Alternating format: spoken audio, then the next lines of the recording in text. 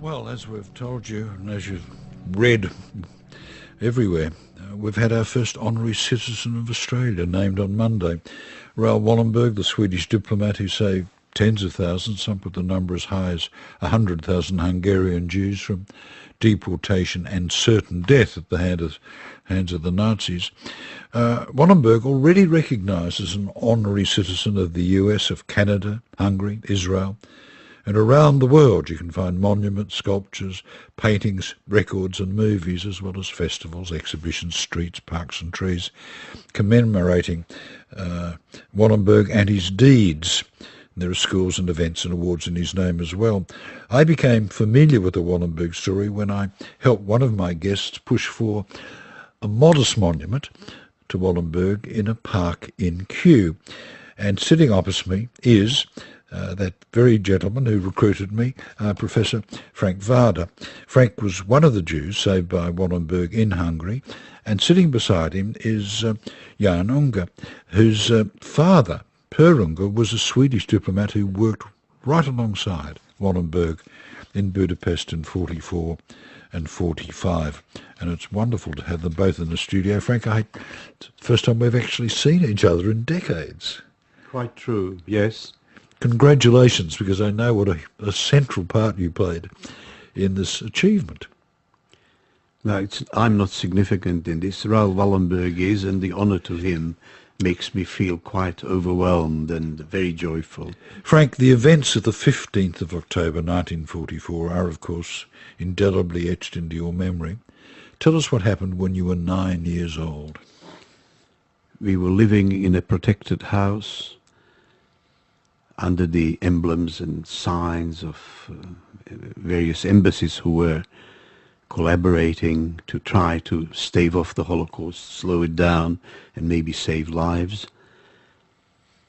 And I was born on the 14th of October. The following day, the regent of Hungary, Horthy, decided to sue for peace because he realized the war is lost. Hitler didn't fulfill his obligations to arm the Hungarians. One of the nastier fascists. Oh, an absolutely dreadful, revolting collaborator to mass murder who is now being rehabilitated in Hungary. Would you believe? Well, I wouldn't believe, but stranger things have happened. So that's the circumstances. And we were denounced for removing the Star of David, and we did so because the regent said the war is over. We were denounced by a laundry maid whose brother served in the Arrow Cross, and 4 or 5 young, armed to the hilt terrorists turned up. And I came back from the back garden where I was playing, and I saw my mother engaged in a verbal joust with fully armed teenage and early 20s terrorists who were shouting abuse and said, "You terrible Jewish women, show us your clothes and show us whether you did or did not remove the Jewish star." And so we rushed into the office, which was our bedroom at the time, about 6 to 10 people living in each room on mattresses, and found our clothes and found the Jewish star laying by the side. And we knew we had about 2 minutes to fix them back on with a safety pin, which was a feeble, pathetic attempt. And we knew it couldn't be done. I remember nearly being ill with fear because we knew what it meant. And we went back and showed it to them, and they laughed and cursed and lined us up, about 29 women. And they were going to take them to punish them. And my mother said, "You're not coming." And the Arrow Cross said, "We're not taking the child." And I went with them. And they marched us along a street called Szabolcs next to the small place where we lived. This was a maternity hospital.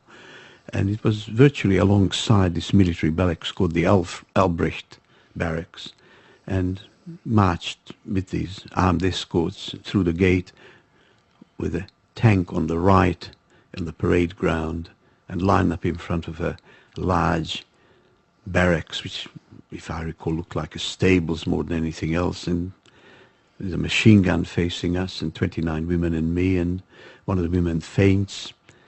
And I said, what's happening? And he said, oh, they were decided to kill us or take us to the Danube. And we really thought we were just about gone. And then arrival of Wallenberg and some other civilians, and they huddle in a conference for about 5 or 10 minutes. No argument, no yelling, no shouting, just a discussion.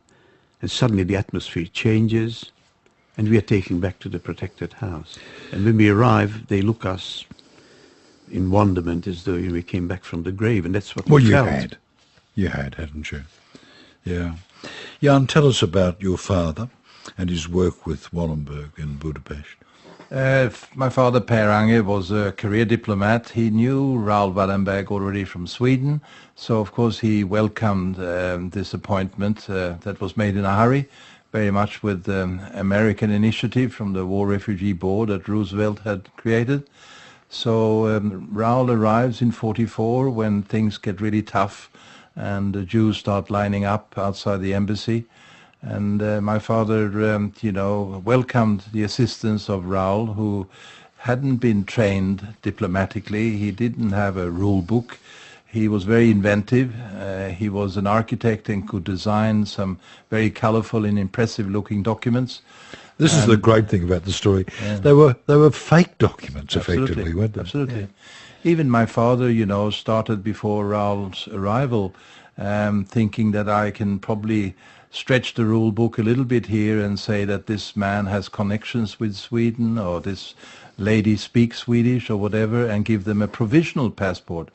So my father issued about 600 of those before Raoul arrived. When Raoul is there, he says 600. Let's talk 6,000. Let's talk big numbers. I want to mass produce this. And of course, it had no significance whether the person spoke Swedish anymore. Everyone had to be saved, according to Raoul. Your father was taken into custody by the Soviets in 1945, released after 3 months. Wallenberg was also arrested by the Soviets. He wasn't released. The difference is that Raoul was grabbed first, and they couldn't quite believe the story that Raoul was trying to tell them, that he had spent his last couple of months saving Jews in Hungary, coming from the banking background that he did. And he also, of course, had in his possession a lot of valuable things that were in safekeeping. So all of this was very mysterious and confusing for the Russians. They contacted, obviously, Moscow, and they realized that this is a man of great importance. He has all the connections with Swedish steel making and trade, and the war machinery needed this high quality steel. Wallenberg could probably be used as a bargaining chip, and he became of extreme interest to the Russians. And they probably tried to convince him to work for the Russians as well.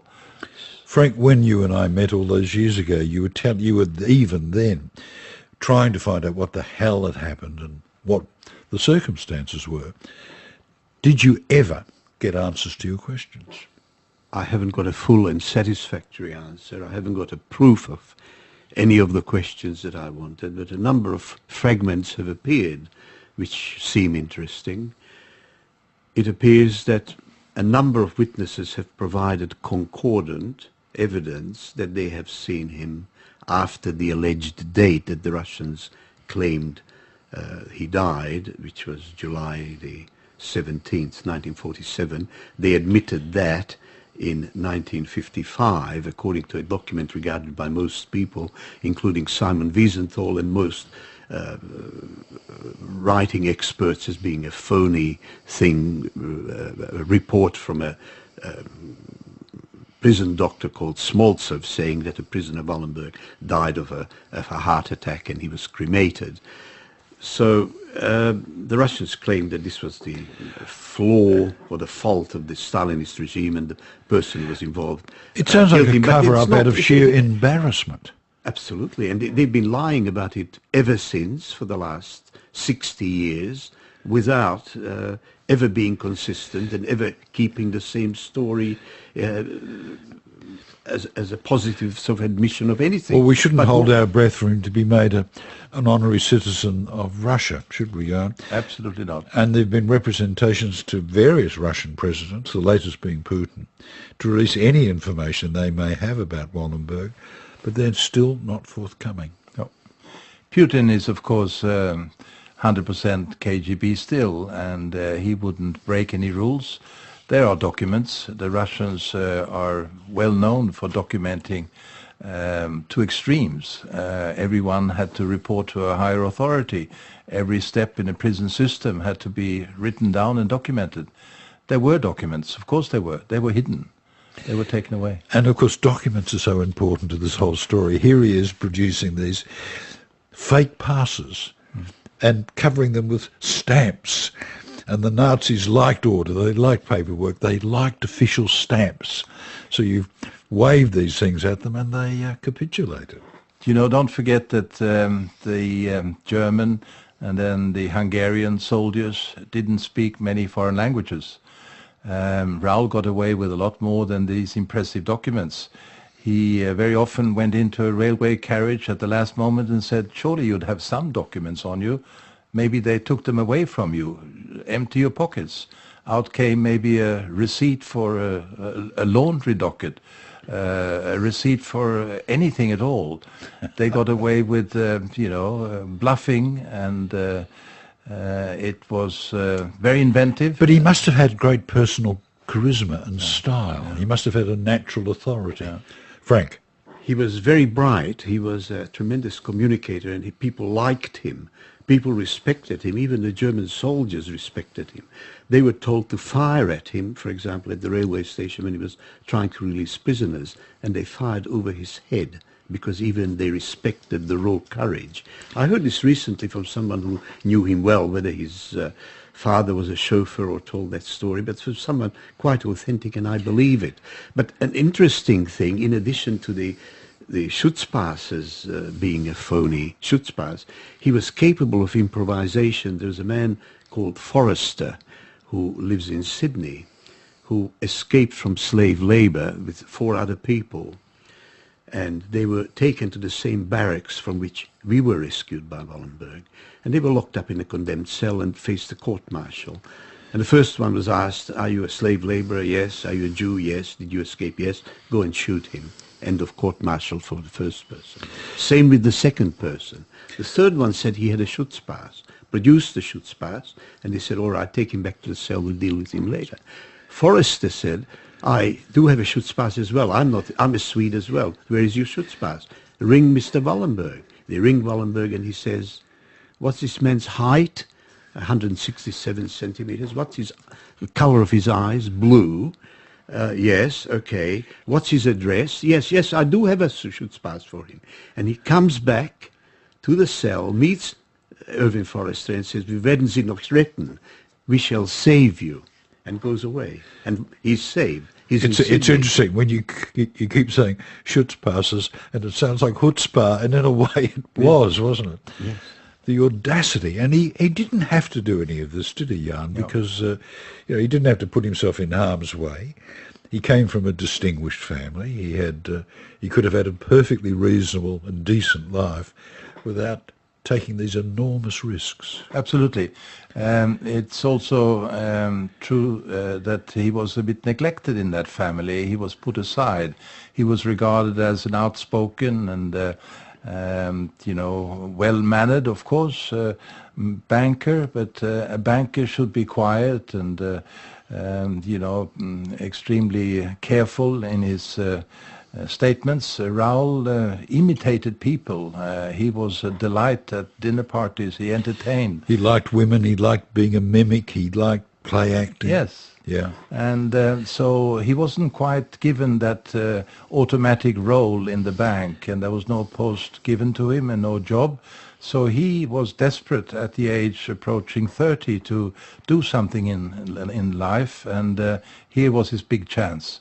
And look at it now. If you look on the website on the family Wallenberg, as famous as they are, the Rockefellers of Sweden, no one comes close to Raoul's name? Well, we've got to remember that his grandfather was a very distinguished Swedish diplomat, and his half-brother was on the Nobel Committee awarding Nobel Prizes.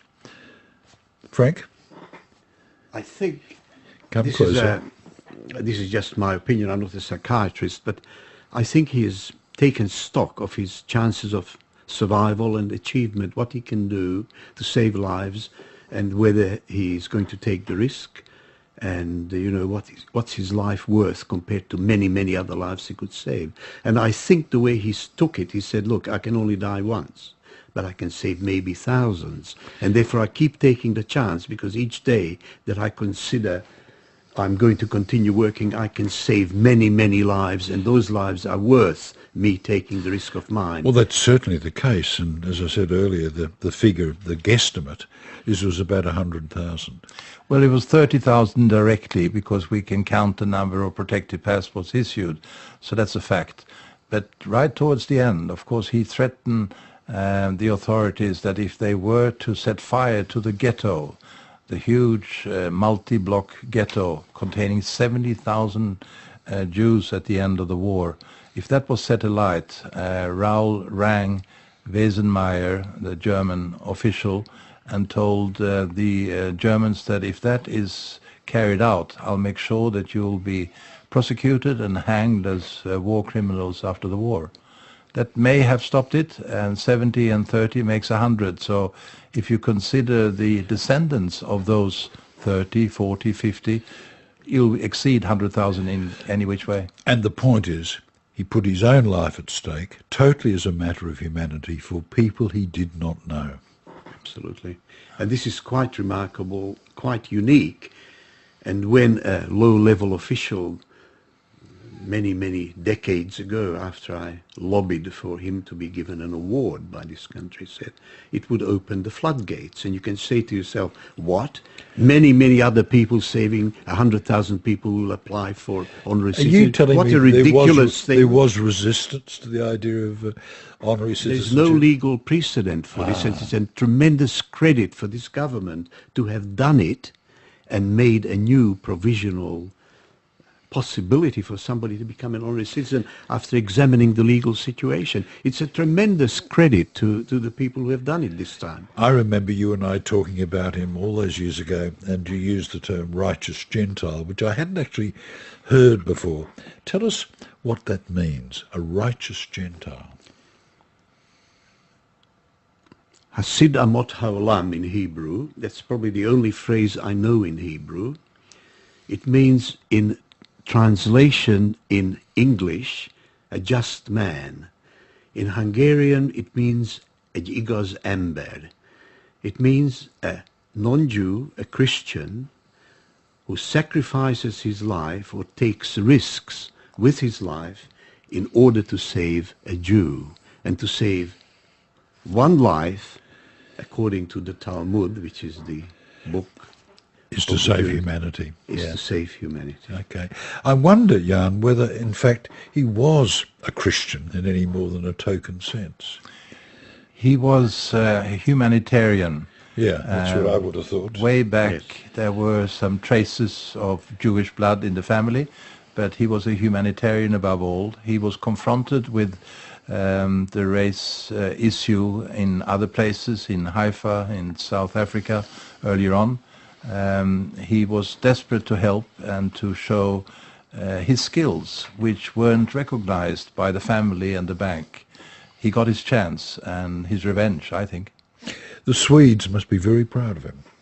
We are. On the other hand, in Sweden, heroism is something different.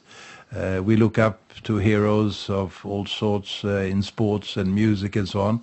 But it's the tall poppy syndrome. We put them down fairly quickly. Now that the whole world is recognizing Raoul, it's becoming more common in Sweden to accept that, yes, this was a hero after all. All the lives he saved, of course he was a hero. But I'm so grateful for the country I now live in, Australia, that's taken this initiative and the government supporting it.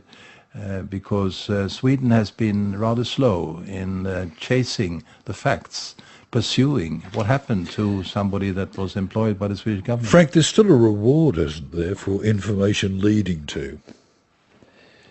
The family, Guy von Dardel, who's his younger brother, half-brother, and the family generally believe that offering financial reward will bring out a lot of people wanting to cash in on the money who may provide further unreliable information, and it wasn't a desirable thing. But there is an international Raoul Wallenberg Foundation based in Argentina, which was founded by a man called Tenenbaum, who are perhaps less subtle, and somebody's got a lot of money, they offered a reward. And this reward actually has been raised from the original 100,000 to 500,000. But I think these things, I don't necessarily attribute much importance to it for the same reason as Guy von Dardel didn't. It's interesting, you know, I've had a lot of people contact me talking about Wallenberg because they might have stumbled into that little park in Kew and seen the bust of someone they didn't know who he was. Because there it is, Wallenberg. Now they can look at that little monument and the whole story starts to unfold. That's right. When I discovered in about 81 that he was possibly alive, because we lost trace of him, I thought we should do something about this immediately. And indeed you did, and I've run out of time. Look, thanks Frank. Frank Vajda, Melbourne-based neurologist and tireless campaigner for Raoul Wallenberg. Jan Unger, whose father was Sweden's ambassador to Australia, Canada and the Bahamas, but who in 44 and 45 worked with Wallenberg to save the lives of thousands of Hungarian Jews. Quite true, yes. Congratulations, because I know what a central part you played in this achievement. No, I'm not significant in this. Raoul Wallenberg is, and the honour to him makes me feel quite overwhelmed and very joyful. Frank, the events of the 15th of October 1944 are, of course, indelibly etched into your memory. Tell us what happened when you were 9 years old. We were living in a protected house under the emblems and signs of various embassies who were collaborating to try to stave off the Holocaust slowly. And events and awards in his name as well. I became familiar with the Wallenberg story when I helped one of my guests push for a modest monument to Wallenberg in a park in Kew. And sitting opposite me is that very gentleman who recruited me, Professor Frank Vajda. Frank was one of the Jews saved by Wallenberg in Hungary, and sitting beside him is Jan Unger, whose father, Per Unger, was a Swedish diplomat who worked right alongside Wallenberg in Budapest in 44 and 45. And it's wonderful to have them both in the studio. Frank, it's the first time we've actually seen each other in decades. Well, as we've told you, and as you've read everywhere, we've had our first honorary citizen of Australia named on Monday. Raoul Wallenberg, the Swedish diplomat who saved tens of thousands, some put the number as high as 100,000 Hungarian Jews from deportation and certain death at the hands of the Nazis. Wallenberg already recognised as an honorary citizen of the US, of Canada, Hungary, Israel, and around the world you can find monuments, sculptures, paintings, records and movies, as well as festivals, exhibitions, streets, parks and trees, commemorating Wallenberg and his deeds. There are schools down and maybe save lives.